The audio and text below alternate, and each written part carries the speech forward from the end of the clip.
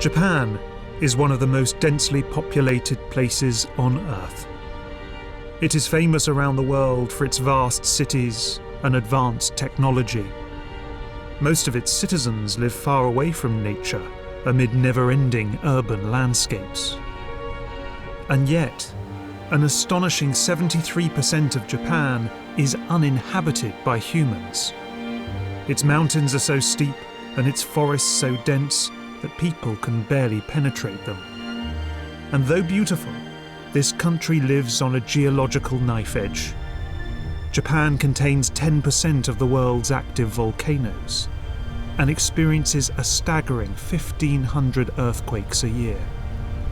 In Japan, nature is ignored at one's peril.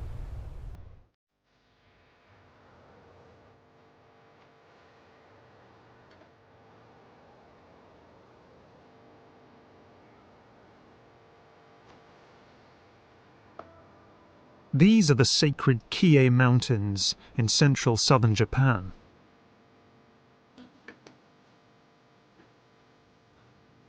The Japanese have revered nature for millennia.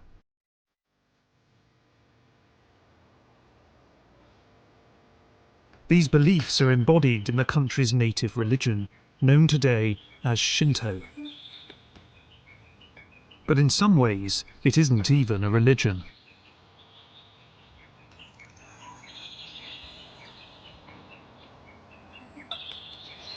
Shinto has no founder, no scriptures. For centuries, it didn't even have a name. But it did believe the world is inhabited by spirits known as kami. And these kami are all around us.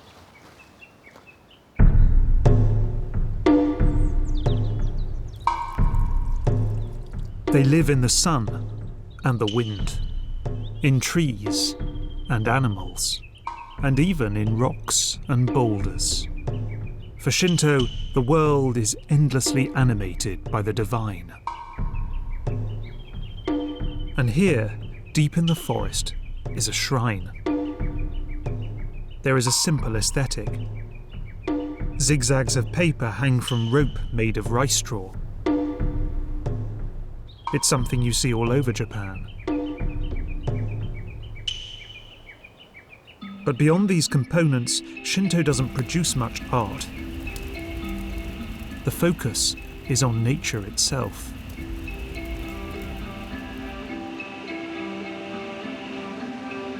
Although some natural phenomena get more attention than others.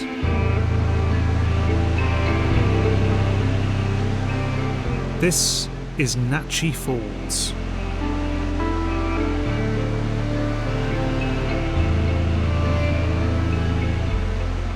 It's one of the tallest waterfalls in Japan, and of course, it boasts its very own kami.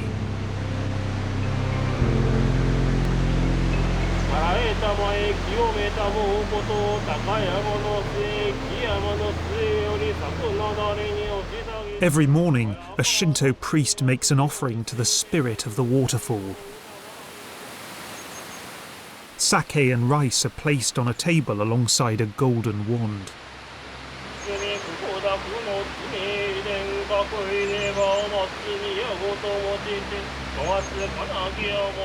Ritual is at the heart of Shintoism. Kami can be good and bad just like humans, and rituals are performed to maintain good relationships between the human world and the kami world. In so much of the world, religion is about gods and saints and prophets. But here in Nachi, and in countless other parts of Japan, nature itself is being venerated. And as I look up at this waterfall 133 meters high, I can see why. But even though Shinto doesn't have a strong tradition of religious imagery, I believe its influence can be felt right through the history of Japanese art, even in the most unlikely places.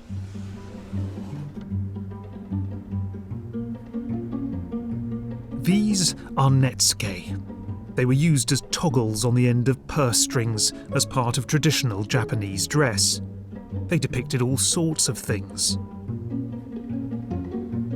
And though just accessories for clothing, they are now revered as breathtaking miniature sculptures. And this is a particularly special one. So this bizarre little masterpiece was made a few hundred years ago, probably by an artist called Harumitsu, who was based in Ise, one of the great Shinto centres of Japan. And it depicts a pretty much life-size cicada that's beautifully carved out of boxwood.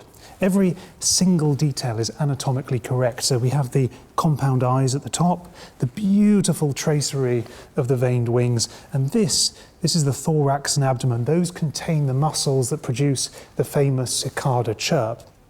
And if I turn it over onto the other side, which I'm really quite nervous about doing because I'm extremely clumsy, we will see there is even more detail on the underside, and you can see that the cicada is even grasping a little branch. Absolutely beautiful. There's that famous haiku, "Nothing in the cry of cicadas suggests they're about to die." But it's not only cicadas. Japanese literature is filled with references to all kinds of insects, to caterpillars and beetles and fireflies and dragonflies. And indeed, even today, many Japanese people have insects as pets, and it's even possible to visit beetle petting zoos.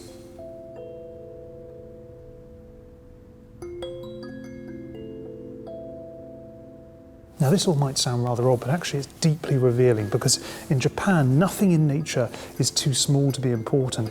Everything is deserving of our respect. Everything is deserving of our attention, even an intensely irritating insect like this one. And that, I'm sure, is partly down to Shinto.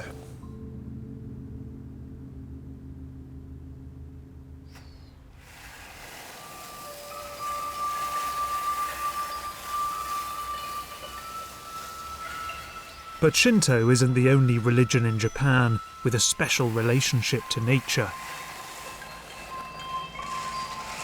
ですからこの日本の仏教ではこの自然との関わりというのは非常に重視されています。日本では全てのものに生まれ変わる可能性があるというふうに考えています。ですからもしかしたらこの風が私たちのおじいさんおばあさんかもしれない。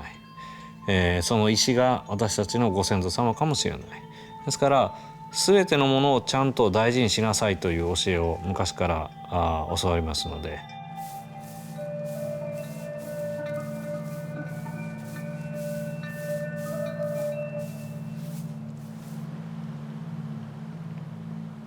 In Japan, there are numerous different schools and sects of Buddhism, but one kind particularly intrigues me, because it helped produce some of the world's most sophisticated landscape art forms. It is known by the Japanese as Zen.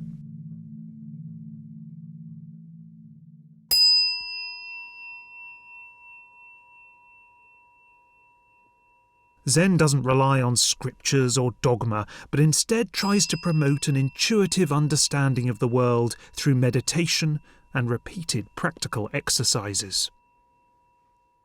もちろんこの座禅というのも大事なんですが、禅のお寺では例えばお庭の掃除、それからお料理、こういったものも非常に重視されます。と言いますのも教えだけを得ていたらそれはただ単なる知識でしかありません。ですからそれを実践すること、そこで、この自分の教えを表現していく。ですからこの禅では、厳しい修行を積んで自分自身で、その教えを体得していくというのがこの禅の特徴です。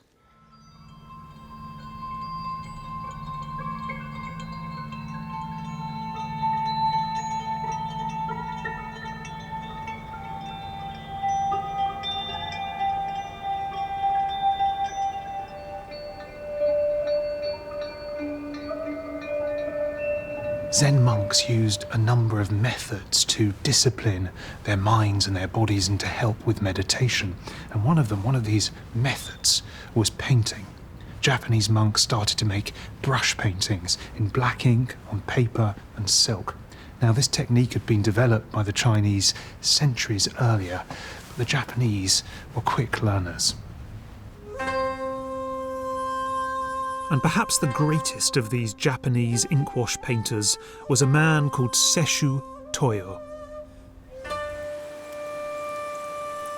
Sesshu was born in western Japan in 1420. At the age of 11, he enrolled in a Zen temple where he trained to be a priest. But according to one anecdote, Sesshu showed little affinity for Zen discipline. One day, Sesshu was so badly behaved that his masters got hold of some rope and tied him to a pole as a punishment. Now, after several hours of this, Sesshu became so distressed that he started to cry, and his tears gradually formed a puddle at his feet.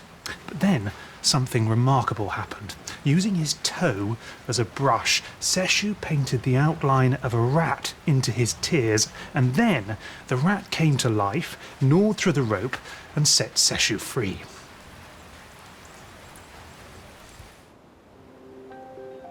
In the late 1460s, Sesshu travelled to China, and there he learnt the art of inkwash painting from its native masters. He went on to become one of Japan's greatest painters, and I've come to the Tokyo National Museum to see his masterpiece, a painting I've wanted to see for many years. And we are the first film crew to ever be granted access to it when it's not on display. This is the splashed ink landscape. Sesshu painted it in 1495 when he was in his mid-70s, and though it might only have taken a few minutes to make, it is the result of a lifetime's experience and skill.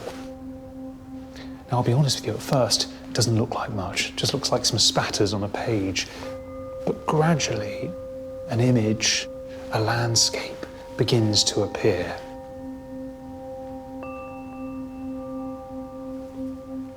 In the foreground, a craggy outcrop of rock covered by trees and bushes. And in the background, these towering mountains that are half hidden by mists or perhaps an incoming rain shower.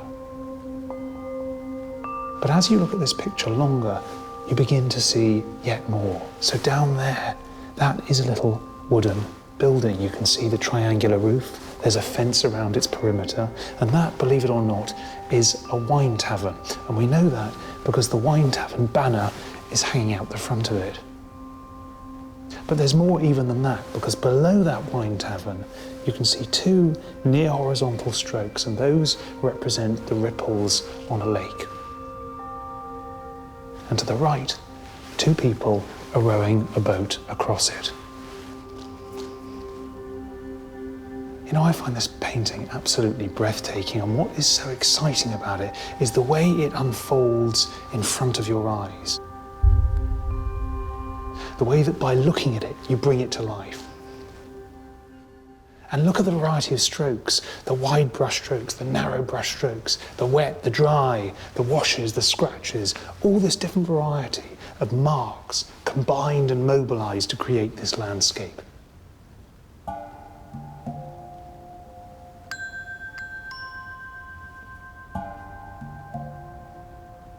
And you know the thing I can't get off my mind?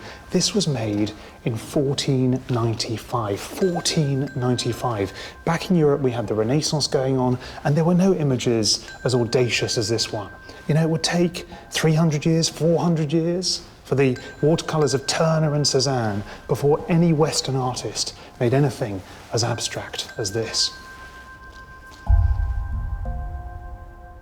Sesshu had helped create an intoxicating aesthetic, one that preferred ambiguity to clarity, absence to presence, and the hazy mysteries of nature.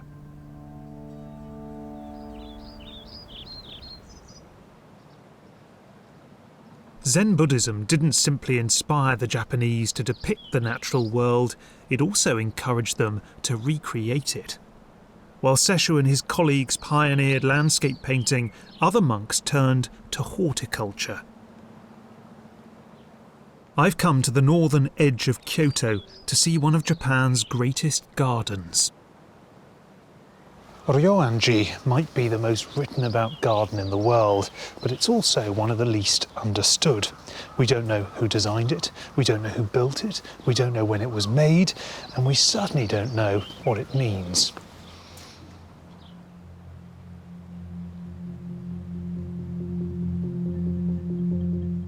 I've come early in the morning to beat the crowds, but I'm not allowed to step beyond the veranda. This isn't a garden for walking in. The ground is covered in white Shirakawa gravel that's carefully raked every morning. And emerging from the gravel are 15 craggy stones, surrounded by moss, arranged almost randomly. But there's nothing random about them. Because 15 is an important number in Zen. It symbolises completeness, since the entire Buddhist world contains 7 continents and 8 oceans. But from where I'm sitting, you can't see 15 stones, you can only see 14. In fact, it doesn't matter where you go, you can never see all 15 stones at once. And this is thought to be a reminder of human imperfection. One mind can never understand everything.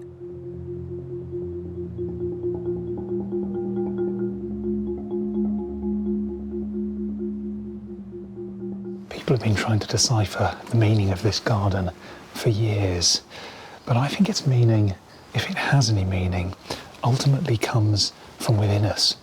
Because like Sesshu's paintings, and like so much Japanese culture, this garden is an almost blank canvas, a place that enables the mind to wander in any direction it pleases.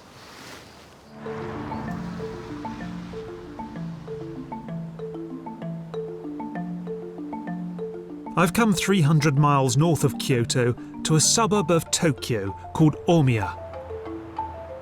It's an unremarkable place and seems a world away from the wildernesses that inspired Shinto priests and Zen monks. But this place happens to be the nation's epicenter of another art form that combines nature and culture. These, of course, are bonsai. Like many Japanese art forms, bonsai emerged in China. It came to Japan perhaps as early as the 6th century, and it continues to be practiced today. Kaori Yamada is unusual. Most bonsai artists are men. But Kaori is the 5th generation of her family to keep bonsai, and many of them are extremely old. It's a beautiful tree. And how old do you think it is? We think over 300 years. Over 300 years old. In the West, we might think of bonsai as little more than pot plants, but in Japan, it is a major imaginative endeavour. Just like Sesshu and the creators of Zen gardens, the bonsai artist is a maker of worlds. 盆栽は芸術品です。なぜかというと、作り手としては一鉢一鉢どういうシーンでどういうイメージを持つ盆栽に仕立てたいかというのをまず考えます。例えばすごく厳しい環境に生きているタフな木を表現したいとか、お花見を楽しめるような桜の木の盆栽にしたいとか、ですから絵画にテーマやタイトルがあるように、実は盆栽にも作り手の見えないテーマやタイトルがある。なので芸術品になります。So what can bonsai tell us about Japanese attitudes to nature? なぜ盆栽が日本に文化として定着したか。そうですね、私の考えとしては、もともと自然と共に生きるというか、自然を感じながら暮らすということが、この国ではずっと一般的なこととしてあって、でその自然の怖さとか美しさとかいろいろなことをみんな経験して持っていて、でそれをある時その自分の身近にその自然の一部を切り取って飾るっていうことが実はとても自然体な行為として出てきたのかなというふうに思っています。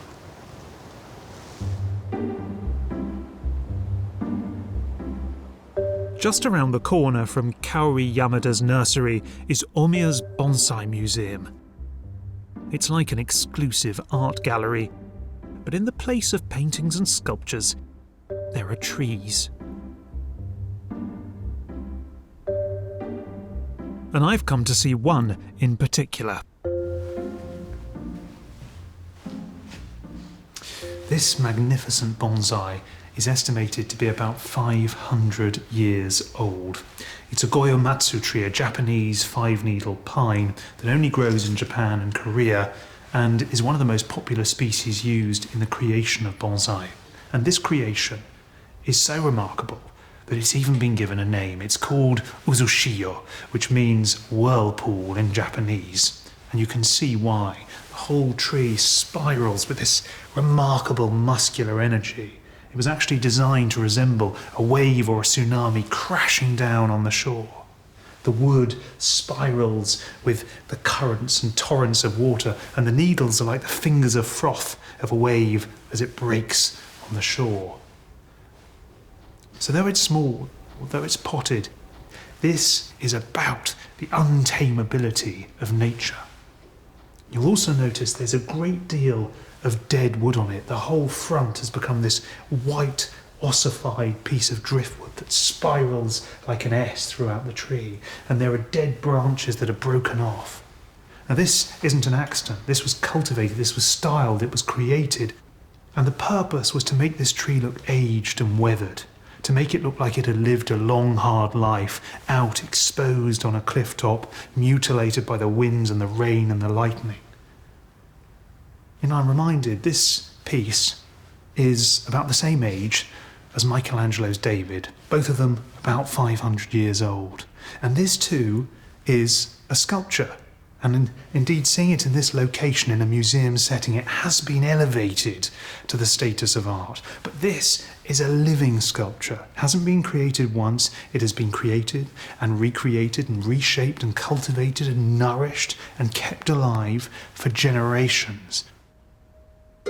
Bonsai is ultimately about persistence in nature and culture. But the Japanese also find beauty in something far more fleeting.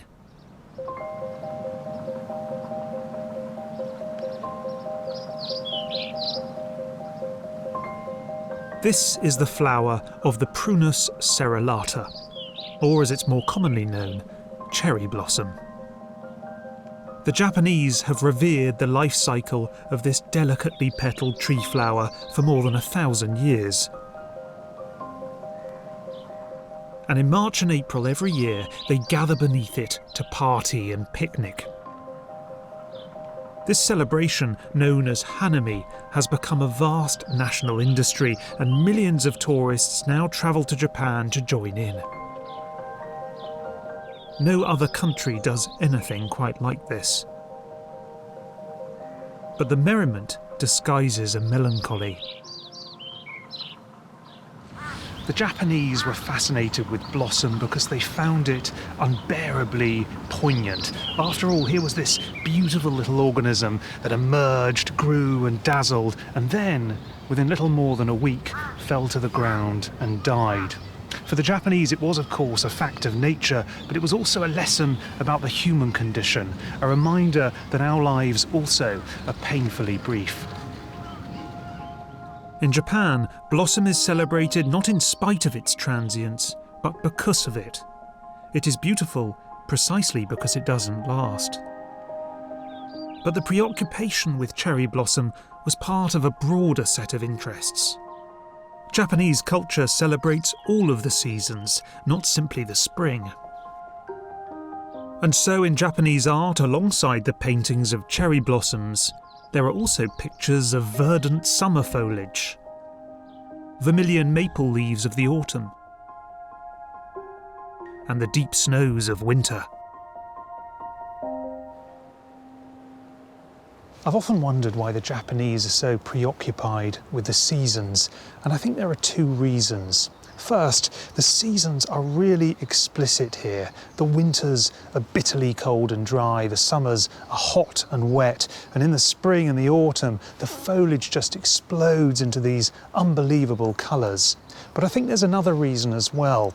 Written language came very late to Japan, and so the cycle of the seasons became a really important tool for measuring time, not just natural time, but human time as well. And of all of these pictures of Japanese seasonal surprises, one is without doubt the most famous. It is housed in the Nezu Museum in Tokyo.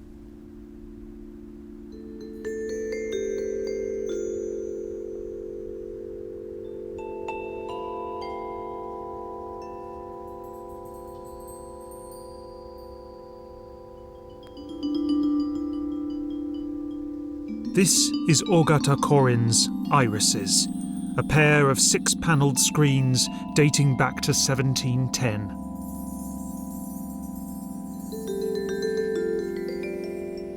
Irises begin to bloom across Japan in May when spring explodes into summer, and in this utterly irresistible painting, Korin captures the excitement of those first really hot days of the year.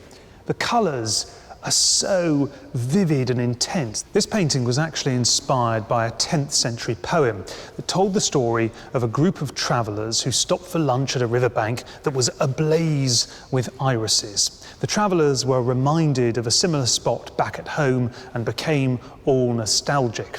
Now, this painting is also about nostalgia. It's about longing for things that have gone. And you can just imagine 300 years ago, the original owners of this painting looking at it on a cold winter's night and feeling all warm inside.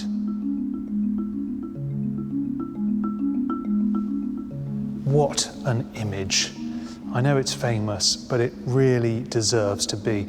I challenge anyone to stand in front of this picture and not become just a little bit happier. But the Japanese don't only celebrate the small and ephemeral. In fact, their most famous natural symbol is anything but.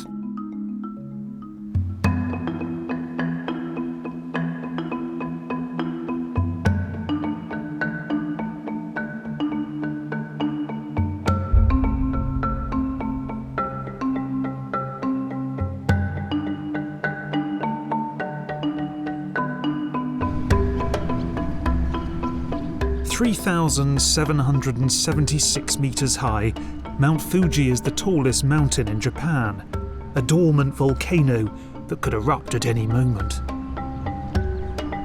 Fuji has been revered here since prehistoric times, venerated by Shinto and Buddhism alike. The Japanese have been rhapsodising about Mount Fuji for centuries, and it has inspired vast quantities of poetry.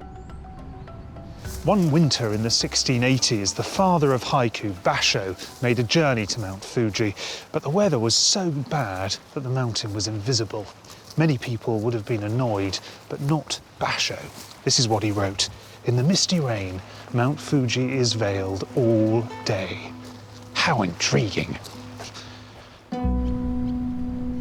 For Basho, like his Zen predecessors, mist and mystery was exciting. After all, who wants an answer when you can have a question? Yet Mount Fuji's global fame is surely a result of something less ambiguous.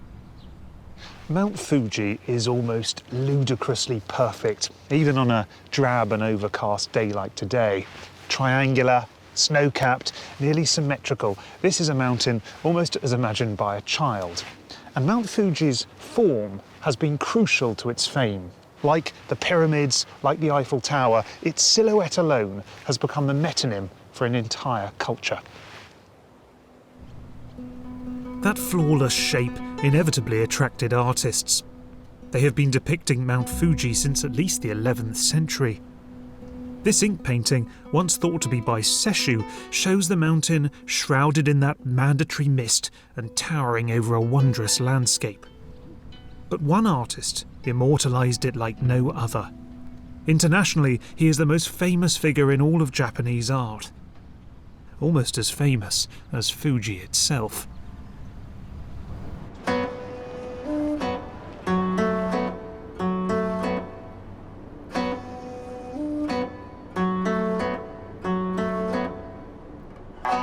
Hokusai was born not far from Mount Fuji in 1760, just a few years after its last eruption, and he remained obsessed with the volcano throughout his life. He lived in Edo, now Tokyo, which was already one of the biggest cities in the world. Hokusai's success came slowly. He's best known for his woodcut prints, but throughout his life he loved to experiment. He made brush paintings of people and plants, and he also made erotica. The diversity of his output was breathtaking, but for those who knew him, this wasn't surprising at all.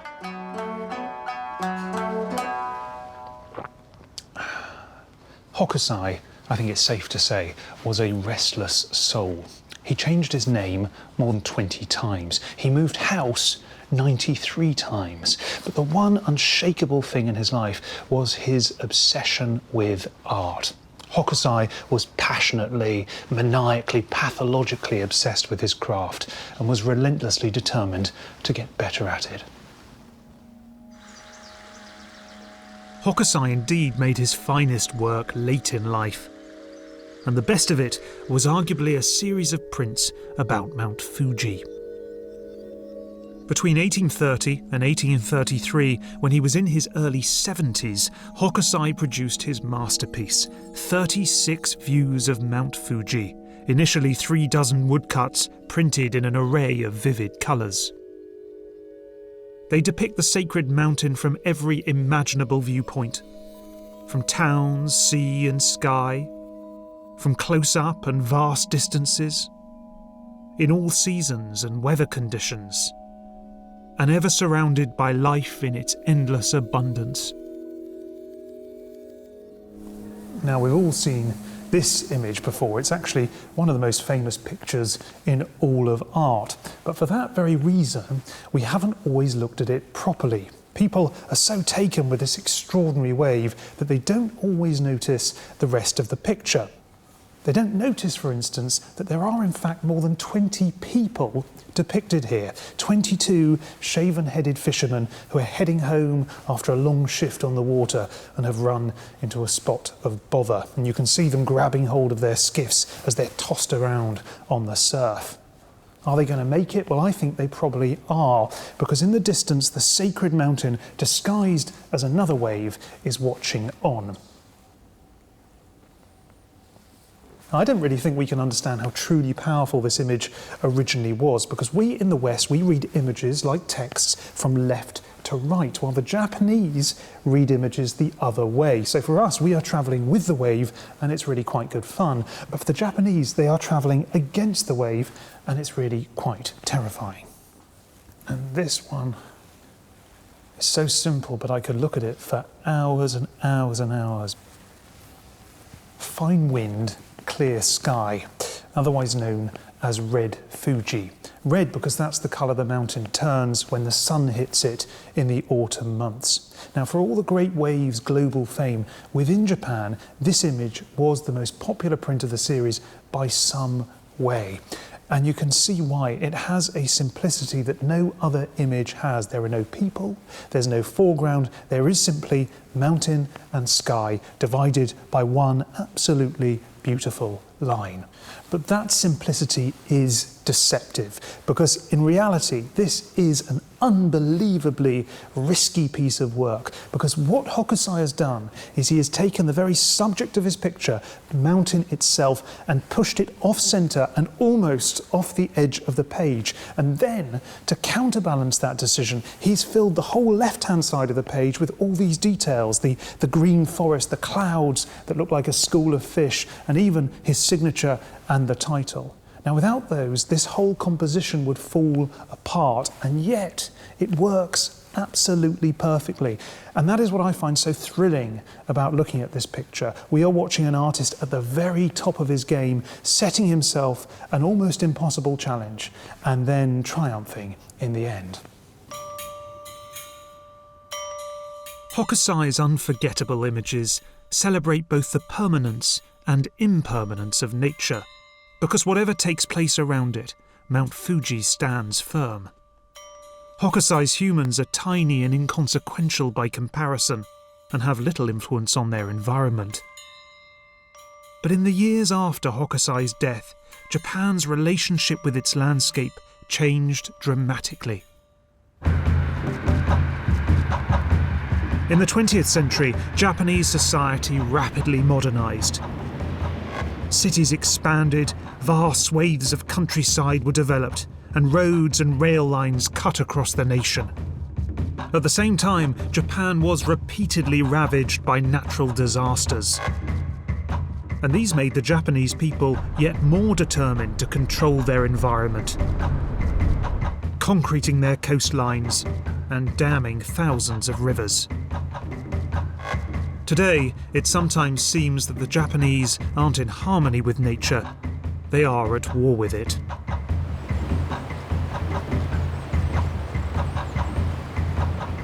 Tens of thousands of rivers have been dammed. As a matter of fact, it's said that only 3 rivers remain that are undammed, and even those, of course, have concrete embankments. Now, this is something that everybody did. Look at America, where we built just horrendous dams by the thousand. But at some point, and this happened in most other industrialized nations, there came a point maybe 20, 30 years ago when we started to look back and review whether this was necessary. In America, we've torn down hundreds of dams, including some very large ones. Japan, unfortunately, is stuck on autopilot. And so the idea that we must dam these rivers got fixed in the bureaucratic system and goes on forever.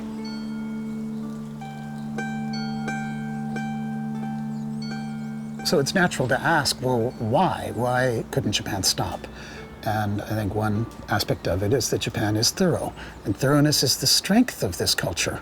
That's why you have tea ceremony, and that's why you have the excellence in car manufacture and camera manufacture and the delicacy of Japanese art and the incredible refinement of the gardens, all of that. But these are two-edged swords.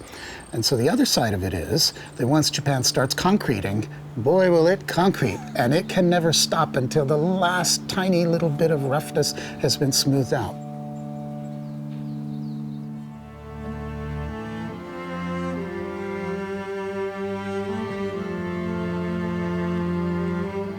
Well, the thing about this Jurassic nature of Japan is that that was ancient Shinto.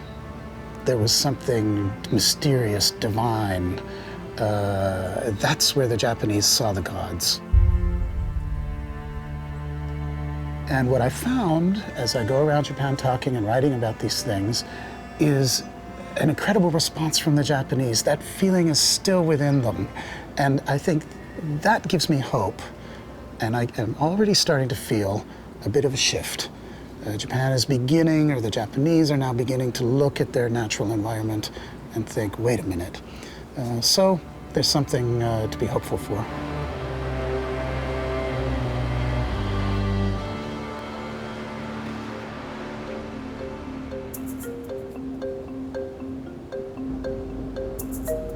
But even today, the great Shinto spirit still survives.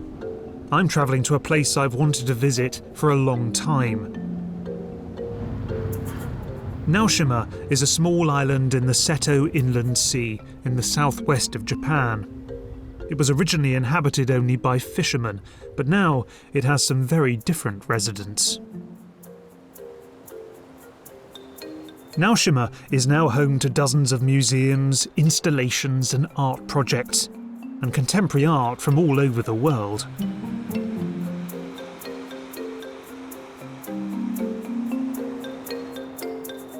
There's a distinctly James Bond feel to the place. But I've come to see a work in which ancient Shinto attitudes to nature have been brilliantly revived by the great Japanese photographer Hiroshi Sugimoto. This is the Go-O Shrine. Inspired by Shintoism and Japan's ancient past, it is both an artwork and a sanctuary. There has been a shrine here since the 15th century, but it fell out of use in more recent times. In 2002, Sugimoto was commissioned to make an artwork on the site and decided to build a new kind of structure. I surprised myself that I received a kind of architectural commission. That made my life change. That wasn't totally unexpected, unplanned of my life that I became an architect now. The design is based on buildings at Ise in southern Japan, the holiest place in Shintoism. The Shintoism is not well organized. It's very hard to explain. I think it's a very, very primitive stage of human mind, but it's still variable. We have to think backwards how human lived with nature for many, many thousands of years. Leading down from the small building, a set of glass steps descends straight into the ground to a hidden chamber below.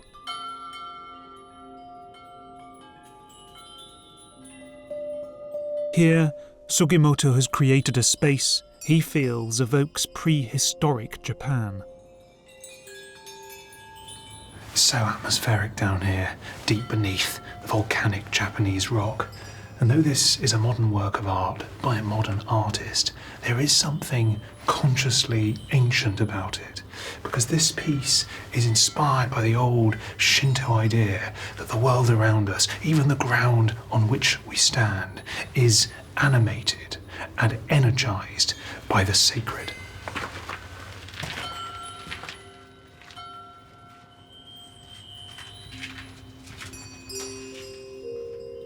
We destroy so much nature.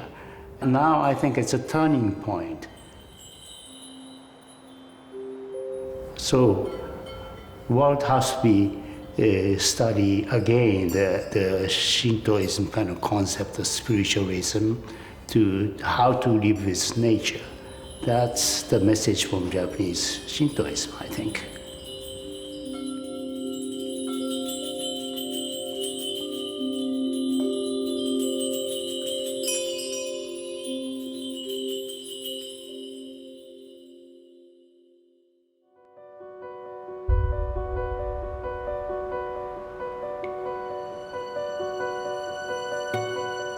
I am back to where I started. In Japan's dense forests, the flicker of the spirits all around me. In the course of my journey, I have encountered a culture whose preoccupation with nature seems almost hardwired, that sees the landscape as sacred and has painted and reshaped it for centuries. And though modern Japan doesn't always seem to value nature, nature has shaped its values. Aesthetic principles so different from those of the West.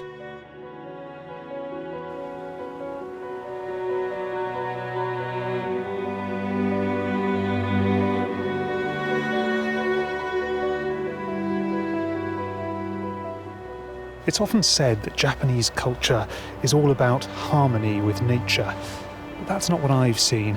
This landscape may be beautiful, but it's also unstable and dangerous. And that paradox, I think, is at the heart of Japanese interactions with nature. On the one hand, they celebrate it, they revere it, they mythologize it. But on the other hand, they possess an old yearning to tame it.